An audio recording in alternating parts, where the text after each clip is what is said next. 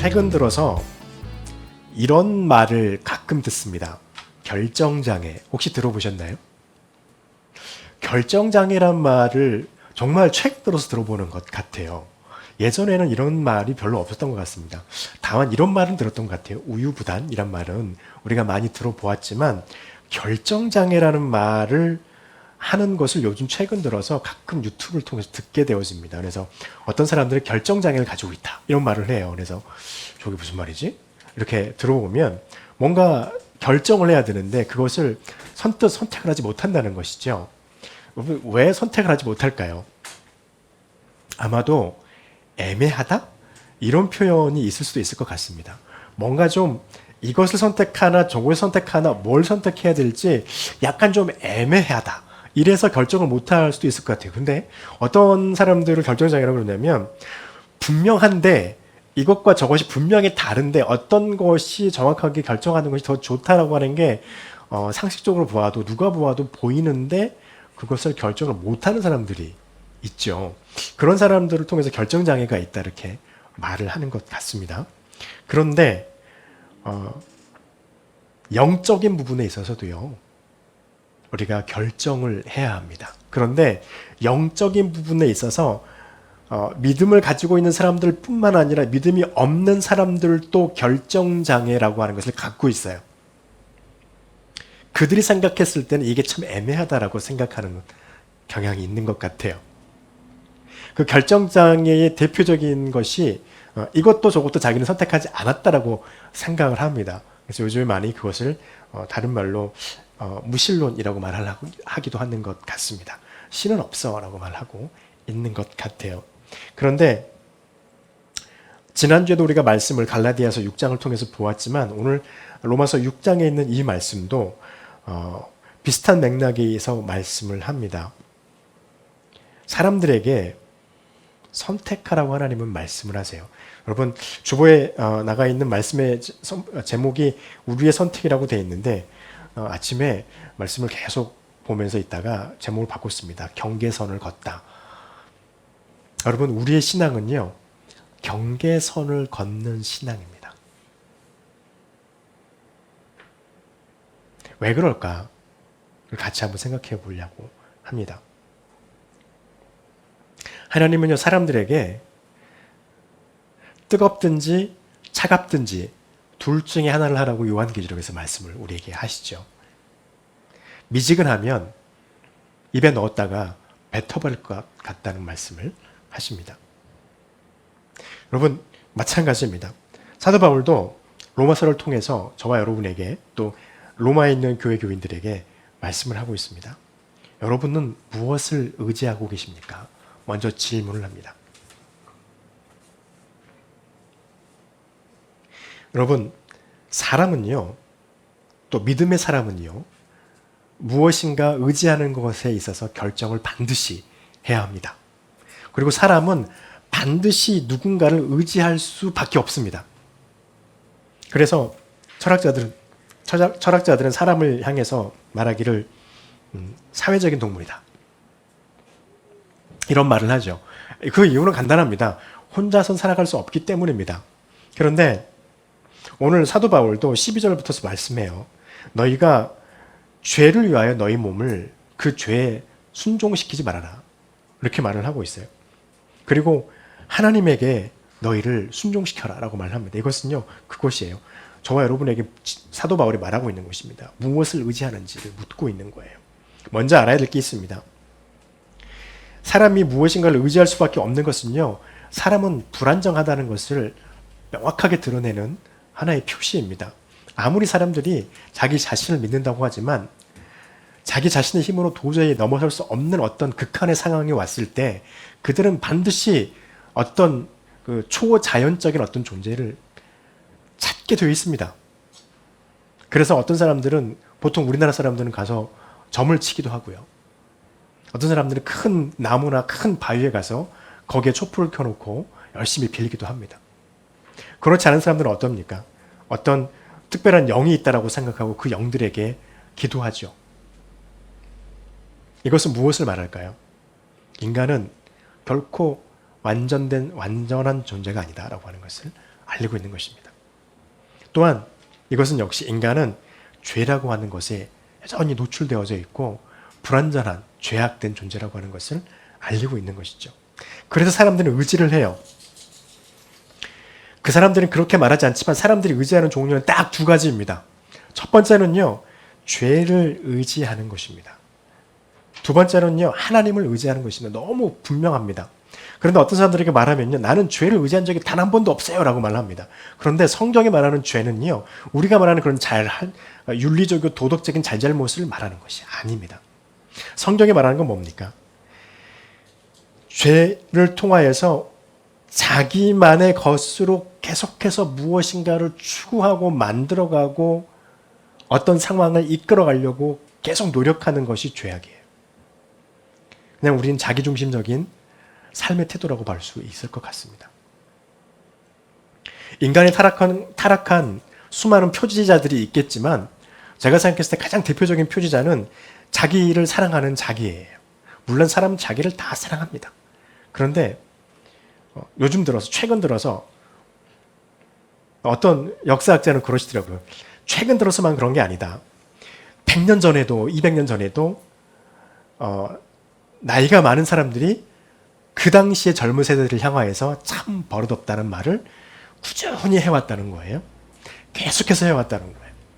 그리고 지금 우리의 시대에도 우리의 세대에도 나이가 많으신 세대가 젊은 세대를 향해서 우리 때는 안 그랬는데 그러면서 요즘에 항상 쓰는 말 라떼는 말이야 이런 말을 많이 하잖아요. 그러면서 하는 말이 뭐냐면 참 말세네 이런 말을 합니다. 왜냐하면 우리가 젊었을 땐 저렇게 하지 않았는데 요즘 젊은 세대들은 우리랑 너무 다르다라고 하는 것을 표현하기 때문입니다. 그래서 하시는 말씀이 옛날이나 100년 전이나 200년 전이나 심지어는 1000년 전이나 몇백 년 전이나 몇천 년 전이나 똑같이 그랬다는 거예요. 연세가 많으신 세대가 젊은 세대를 향해서 버릇없다 라고 말한다는 것이 문헌에 많이 드러난다는 것입니다. 그런데 그러니까 별거 아니겠지라고 말하지만요. 이 자기를 사랑하는 것이 갈수록 더 심해진다는 것입니다. 어떻게 되는 건가요? 자기만 사랑한다는 것입니다. 그래서 내가 좋아하는 것을 위해서 모든 에너지를 다 쏟는다는 것입니다. 그것이 무엇이 잘못됐느냐 말할 수 있습니다. 잘못되지 않았습니다. 그런데 그것에만 치중하는 것은 잘못되어져 있습니다. 신앙을 가지고 있지 않은 사람들 중에서도요. 제법 물질임의 명예를 가졌다. 소위 성공했다라고 하는 사람들이 조금 그런 성공과 어떤 재력을 얻기 위해서 집착하는 젊은 사람들에게 늘 하시는 말씀은 똑같더라고요. 돈만 쫓아가지 마. 그러다 인생 망가져. 라는 말을 비신앙이든 신앙인이든 하는 것을 듣습니다. 그런데 그것은요. 역사적으로 봤을 때 진리거든요. 그런데 그렇게 쫓아가는 사람들이 있어요. 이것이 자기의 성공만을 위해서 삶의 모든 것을 쏟는 것입니다. 그런데 그것을 성경은 말해요. 죄악이다. 그러면서 12절에서 그런 말하죠. 죄가 너희 죽을 몸을 지배하지 못하게 하라. 자신의 육신의 이 짧은 찰나와 같은 이 삶만을 위해서 그는 모든 것을 쏟아버립니다. 근데 이것은요. 사람들이 좋아해요. 너무나 좋아해요. 왜냐하면 나를 위한 것이니까. 근데 이것을 누가 줬을까요? 이것은 사단이 아담 이후로부터 사람에게 계속해서 심어주고 있는 생각입니다. 마치 그것이 없으면 정말 죽어버릴 것 같은 생각을 심어주게 되는 것이죠. 그것이 없으면 내가 사람들에게 한 사람으로서 아무런 그런 존중도 받을 수 없을 것 같은 불안한 심리를 계속해서 심어주게 되는 것입니다. 그런데 사도 바울은 말해요. 죄가 너희 죽을 몸을 지배하지 못하게 하여 몸을 사욕에 순종하지 말고 라고 말을 하죠. 여기서 죽을 몸이라고 말합니다. 이 죽을 몸이라고 말하는 사도 바울의 말에 한 가지 의미가 있습니다. 죄는 우리 인간에 있어서 막강한 힘을 자랑하고 있거든요. 우리가 믿음을 가지고 있지만 이 땅에서 우리가 죽는 그날까지 죄가 가지고 있는 권세는 우리를 계속 억제할 거예요. 우리를 계속 불안하게 만들 거예요. 그리고 우리로 하여금 계속해서 나 자신을 위한 성공과 나 자신을 위한 욕심을 더 많은 욕심을 내게끔 우리를 계속해서 옥죄할 것입니다. 그러다 보면 우리는 이 힘이 어마어마하다는 걸 느끼지만 사도 바울은 말해요. 그것의 힘은 한계가 있다. 좀 더 직접적으로 말하면요. 우리의 육신의 생명이 끊어지는 순간 사단이 우리에게 억제해 놓은 그 죄악의 힘은요. 사라집니다. 그래서 사도 바울이 말해요. 죽을 몸을 지배하지 못하게 하라.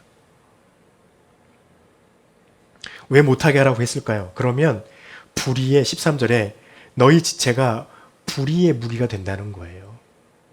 여러분 신앙을 가지고서 우리의 육신의 욕심만을 위해서 우리의 신앙을 실천하고 살아간다면 그것은 세상 사람들을 향하여서 신앙이 저러한 것이라고는 변질된 모습을 보이는 좋지 않은 모습으로 비춰지게 되어집니다. 그래서 죄를 의지하는 사람들은요. 본인들이 의도하지 않았지만 불의의 무기가 되어진다는 것입니다. 반면 하나는요. 하나님을 의지하는 것입니다. 하나님을 의지하는 것은요. 어떤 것을 할 수 있냐면 우리를 옥죄고 있는 죄의 권력을 깨트릴 수 있는 힘을 가지고 있습니다. 그래서 사도 바울은 그렇게 말하고 있습니다. 너희 육신이 죄의 힘에 의해서 지배당하지 않도록 주의하고 하나님의 의로 너희를 맡겨서 너희 자신의 몸을 하나님의 의 있는 자가 되어서 하나님의 의로운 무기가 되라라고 말합니다. 이렇게 할 수 있는 유일한 방법은요. 13절에서 말해요. 너희 자신을 죽은 자 가운데서 다시 살아난 자 같이 라고 말하죠. 죽음 가운데서 다시 살아난 자는 누구이십니까? 예수 그리스도입니다. 예수 그리스도를 고백하는 믿음이 그 고백이 저와 여러분의 입술과 우리의 생각과 마음에서 늘 떠나지 않고 있다면 우리는 죄를 의지하는 것이 아니라 하나님을 의지하고 있는 사람인 것입니다. 그 사람은 죄악의 그 권력을 깨트릴 수 있는 능력을 가지고 있는 사람이에요. 이미 저와 여러분은 그 능력을 부여받았고 능력을 가지고 있습니다. 왜냐하면 주님께서 그렇게 하셨기 때문이에요.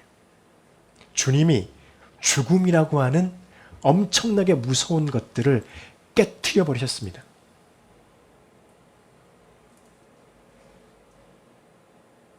이것이 주님께서 저와 여러분에게 주신 능력이면서요.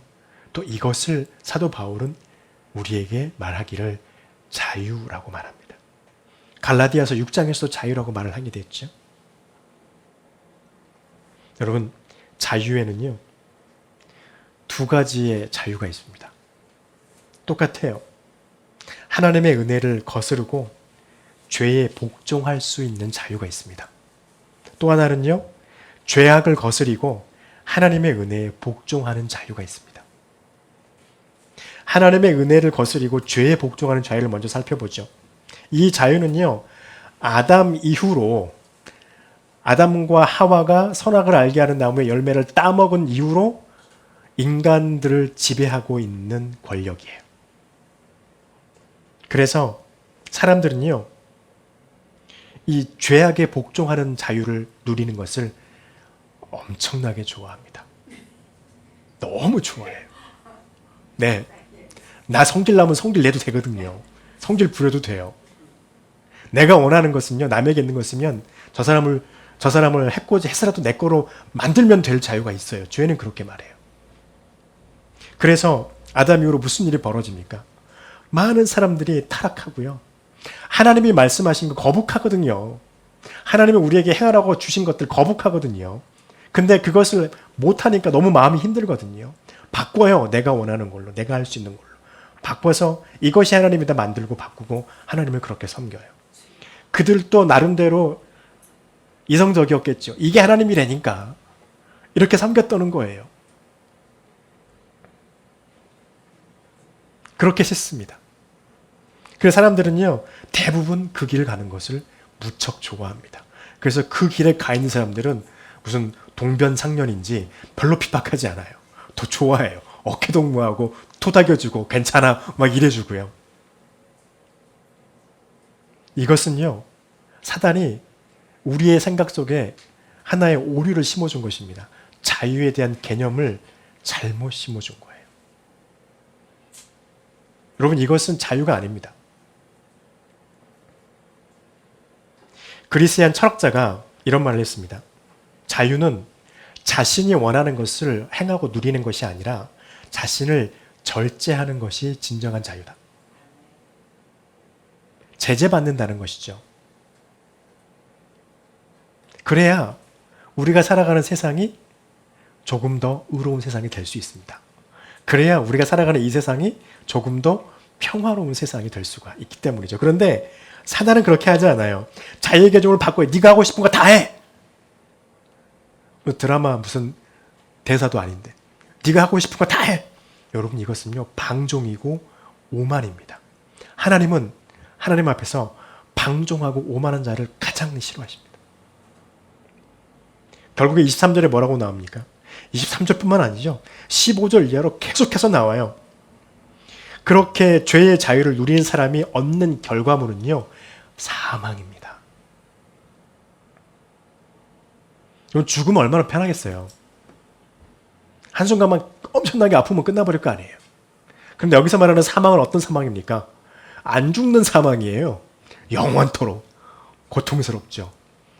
우리가 알고 있는 그 지옥이라는 곳에서 우리가 상상할 수 없는 그 요한계시록도 보면 황충이 나와서 막 찌르고 막 사람들이 이제 아픔이 가실만 하면 또 와가지고 확 찌르고 가고 두렵잖아요. 그런 고통이 죽지 않고 영원토록 있다면 얼마나 힘들고 어렵겠습니까? 그 사망입니다. 그런데요, 또 한 가지요, 반대편에 있는 자유는요, 죄악을 거스리고 하나님의 은혜에 복종하는 자유는 어떤 것일까요? 재밌는 게 이 죄에 순종했던 자유는요, 사람들이 너무 편하기 때문에 좋아하고 많이 갑니다.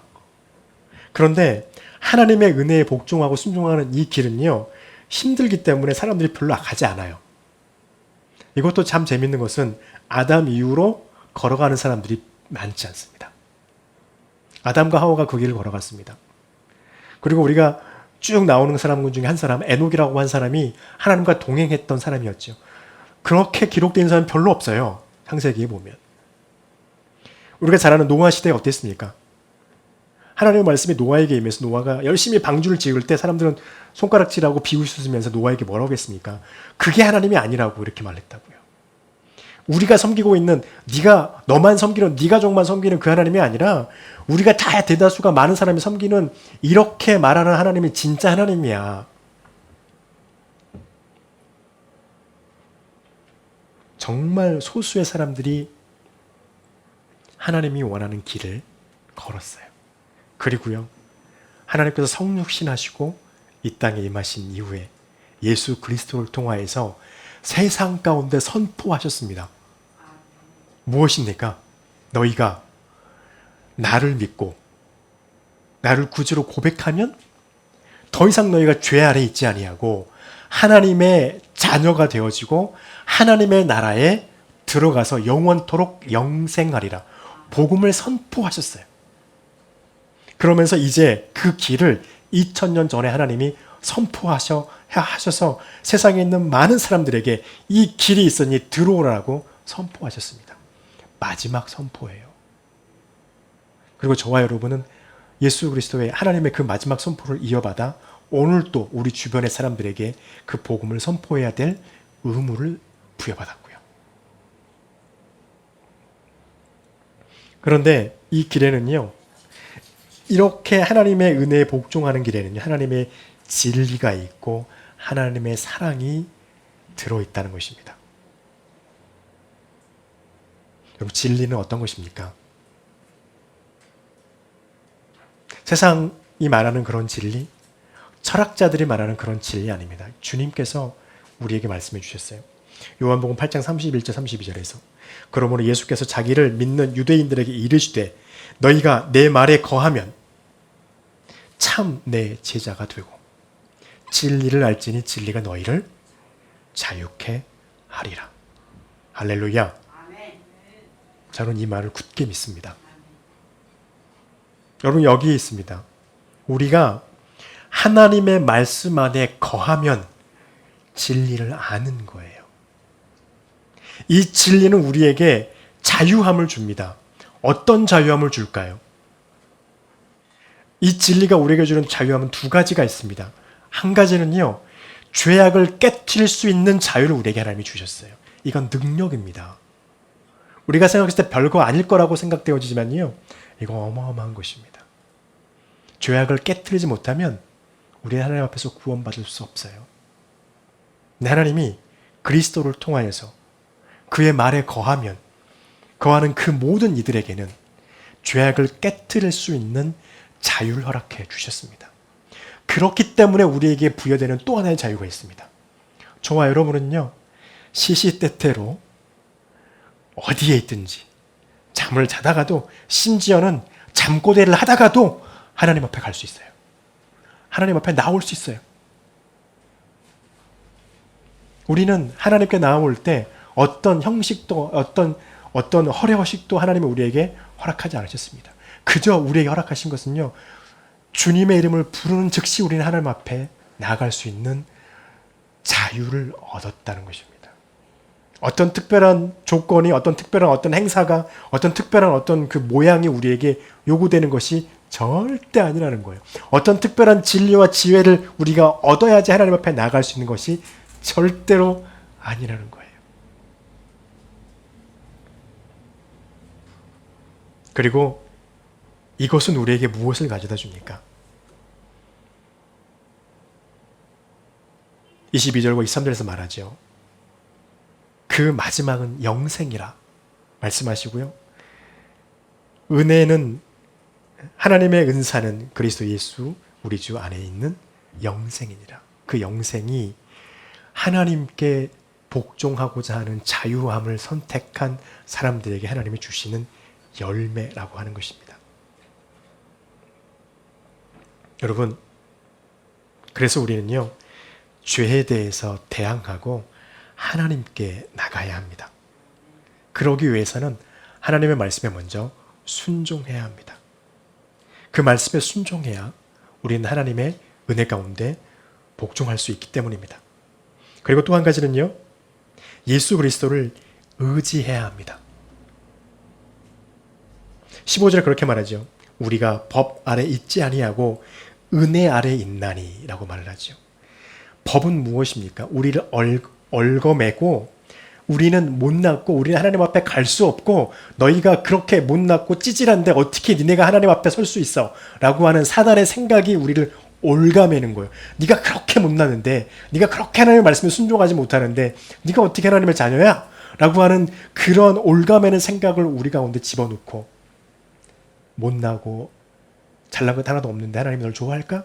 라고 하는 그런 생각으로 자꾸 우리를 얽어매는 이런 것들이 법이라는 것입니다. 그런데 이 법을요, 예수 그리스도를 의지하는 자는 깨트리고 그것을 어디로 갑니까? 은혜로 들어가게 하신다는 것입니다. 그 말이 있죠. 너희가 은혜 아래 있으니 죄를 지으리요. 우리가 죄를 짓지 못하나요? 죄를 지어요. 이 말씀의 의미는요, 은혜 아래 있기 때문에 하나님 앞에서 우리가 혹 우리의 삶을 살아가면서 잘못한 게 있으면 우리는 그리스도의 이름으로 회개할 능력이 주어졌다는 것입니다. 그 회개의 효력은요, 죄를 없게 해주시겠다는 거예요.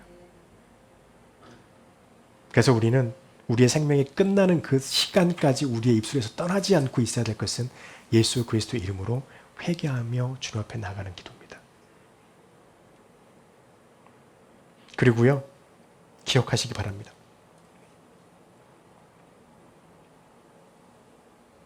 사도 바울은 우리에게 말합니다.